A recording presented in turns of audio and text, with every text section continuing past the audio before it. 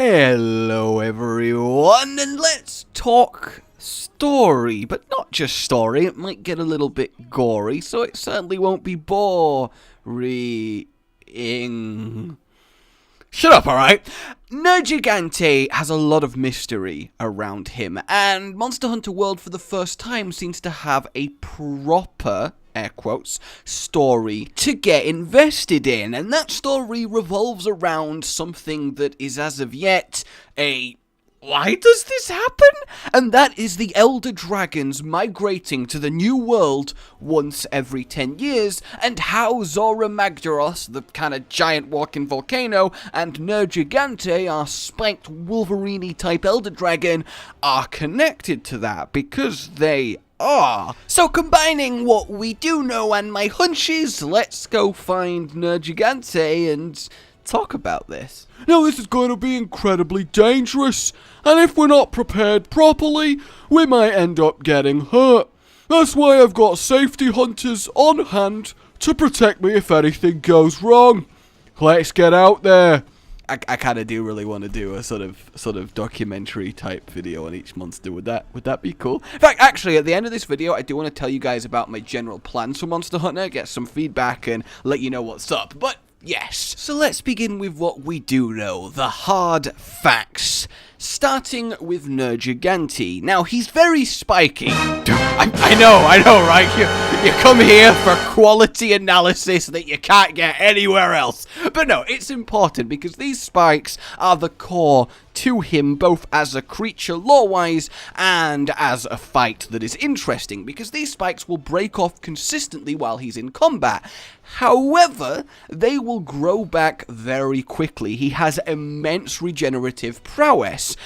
And then once they grow back, they don't just return to how they were. No, they come back bigger. They harden and turn black. And if enough of this happens, if he has enough black spikes around his body, then he will unleash his ultimate attacks, which will honestly all but one-shot you. But if you do avoid them, it will then break all of his black spikes and start the cycle again. So this physiology that he is equipped with actually forces whatever he's fighting to combat him in a way that is advantageous for him. Think about it, if you play slowly, if you play carefully, he will regen and become even stronger and even harder to deal with, which forces you to be aggressive, and that kind of goes against a lot of the ways people play Monster Hunter, because inherently it is a game that rewards timing and patience and carefully planned play. Against Nergigante, that was supposed to be glass smashing because that goes out the window. It was better in my head. You have to play in a way that honestly is probably going to be uncomfortably aggressive at first. You have to keep his spikes down, you have to exchange blows and try and go head to head with something that is bristling with death, and that's fantastic. But that's just the actual gameplay reaction. I would posit that canonically his regeneration factor applies to just, him. I would say he is maybe the most resilient creature in all of Monster Hunter, legitimately Wolverine style, though not as potent.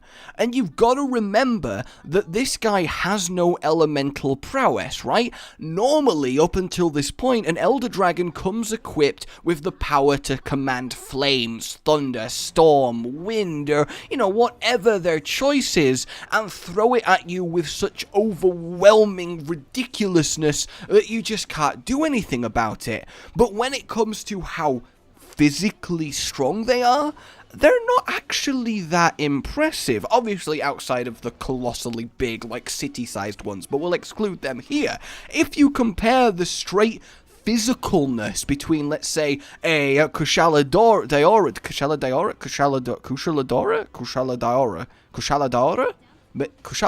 that sounds right? If you compare the two side by side, Nergigante makes him look like a wimp. And that's his niche, that's his key, that's how he wins. He comes at these creatures that are used to fighting with and against elemental powers with an overwhelming physical power that attacks with such unrelenting, unceasing, unquenchable fury that just does not stop until you are dead.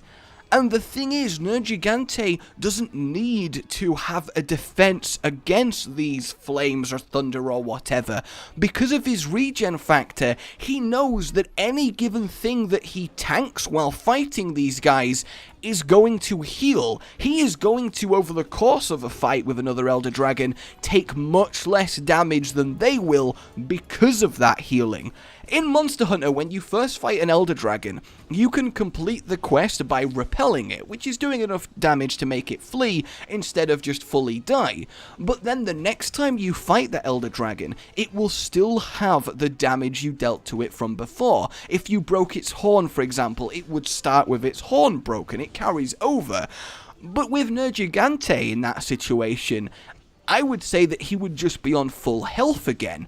So he is so good at healing compared to other Elder Dragons, he's like, I don't care what you're gonna do to me, I'm just gonna kill you while you try and cover me in a flamethrower. I'm gonna heal faster than you can burn me, and that's a pretty effective way for a predator to hunt prey. I think there's also definitely an argument to be made that Nergigante is so powerful because he does hunt Elder Dragons, right? If you are eating and feasting and absorbing the strength of these creatures that are supposedly this powerful, then there's every chance that that's kind of gonna pass on to you, because there is something a little bit mystical about Elder Dragons, right? No matter how much I like seeing them as just animals, the Monster Hunter world does paint them as a little bit above, so maybe some of that strength does transfer to Nergigante. Now, I realize I did use a gameplay mechanic as an example to try and put a lore point across, but I do think it kind of makes sense, right? So that's how I think he's very good at what he does, and what he does is fuck up other Elder Dragons. Now, he is connected to Zorah Magdaros, and they are both connected to the overarching plot of the game, the Elder Dragon migration. I would say that Nergigante is obviously native to the New World, as opposed to the other Elder Dragons that are migrating here once every 10 years. So let's talk about his partner in crime, the Zorah Magdaros, the moving volcanic mountain. If we go by probably sheer mass, the biggest creature in the main series Monster Hunter games. This thing is colossal, and it's mysterious, and we know next to nothing about it. So let's make some serious claims based on tangential evidence. Oh yes, theory crafting at its finest. Take this rock. The scout flies go blue when they're near it, so it's Elder Dragon-y, and Zorah definitely is the most likely source of them. If I had to guess, I would say they are bits of him that have fallen off that you're using to track him. That kind of makes sense. That or they're eggs. You know, one of the two. I don't know with these things. But one thing that we can kind of reasonably imply is that there is a relationship between Zorah Magdaros and Nergigante. They are just the most adorable couple. No, the nature of that relationship is kind of up for debate, but firstly let me pretext this by saying I think Zorah Magdaros spends most of his time dormant, hibernating. I think he spends like nearly 10 years hibernating, and in fact wakes up because of the 10-yearly Elder Dragon migration.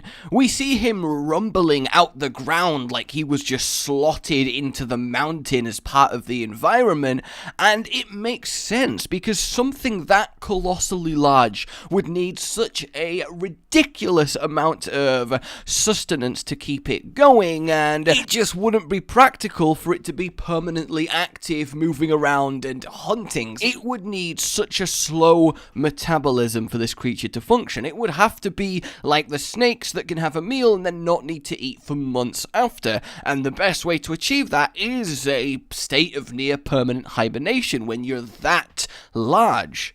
So if it's hibernating all the time and then wakes up for the Elder Dragon migration, what if it's not waking up because of the Elder Dragon migration? The Elder Dragon migration is happening because it woke up. And look, we are entering kind of silly-ish theory, but it would be cool, and there is definitely some evidence to point towards it. Honestly, if I'm going to be, you know, stone cold practical, Zorah Magdaros is an adult Lao Shanlung because they're always juveniles that we've seen before. He kind of fits the profile, and the actual source of the Elder Dragon migration is one of the as of yet unrevealed 2 named creatures that will be the actual final boss of the game. And Zorah, despite his size and power, is still just being drawn to wherever that Elder Dragon is calling the others to for whatever purpose this happens. However, that's no fun! So what we can make a case for is that Zorah Magdaros is the cause for the migration. And why can we make that case? Well, Nergigante, as I said, they have a relationship, and there's a couple options. Either like Nergigante is a young Zorah Magdaros, that's not happening, let's be honest, or Nergigante is trying to hunt Zorah Magdaros, that's why you can fight him alongside Zorah in the same special arena, but come on, let's not be silly. So the more likely one for me is some good old-fashioned symbiosis. 2 different species working in harmony for mutual benefit. The ants that protect and farm the aphids in return for the sweet juices they produce. The clownfish that hides in the anemone and in exchange for the protection keeps it clean. And it's a very common thing in nature, and we've as of yet not really seen it in Monster Hunter. So why would they have a symbiotic relationship? What is each gaining from the other? Well, Zorah Magdaros is absolutely colossally huge, which means defending against threats like hunters that are so tiny crawling all over him, it's not really practical. So if you had a furious spike machine to individually target and remove things that are crawling all over you that you'd rather them not, well, that'd be pretty beneficial, and you do fight Nergigante on Zorah's back. But we can take it one step further. In one of the trailers, for the briefest moment, you can see Nergigante next to a hunter. He winds up an attack, but in the wrong direction if it's going to hit that hunter, and in fact, it looks like he's striking the ballista bolt that is holding Zorah Magdaros in place. Now, this could be completely coincidental, but if this is to be interpreted how it could easily be interpreted, i.e., Nergigante is trying to free Zorah so he can keep moving, well then we have a case that Nergigante is trying to protect Zorah. But if we assume that to be true, and we will for now, why would he? He needs a reason, right? And if we are going to say that Nergigante hunts and feeds on Elder Dragons, if Zorah is the one summoning them, then that means he's going to protect the thing basically luring in free food. That works as a setup together, right? And the even further evidence to support this, in my opinion, is that it said if Nergigante is killed, we might come to regret it. Now, why would that be the case? Well, with Nergigante gone, there's no one to protect Zorah, which means we can then kill Zorah, which means there's no one to cause the Elder Dragon migration, which I am assuming he does because he goes to the point that he calls them to, mass eats them all, and then goes back to hibernating. And it would kinda make sense from a pure eating Elder Dragons is probably pretty good fuel because they have a lot of power contained within them, and that could explain his colossal moving mountain like furiousness that he's got going for him. Maybe he got to that kind of colossalness from eating Elder Dragons and has this luring power, pheromones, or however you want to say that he does it, maybe some ancient connection between the dragons, whatever. But I would say that's the point, right? He wakes up once every 10 years, summons a load of them to the new world, feeds, and then goes to hibernate again, and Nergigante kind of just gets in on that and gets some byproduct food. So if Zorah stops doing that, if he's dead, then the Elder Dragon population doesn't get mass culled by him once every 10 years, it spirals out of control, and then when you have swarms of creatures capable of causing natural disasters, well, that is a disaster, naturally.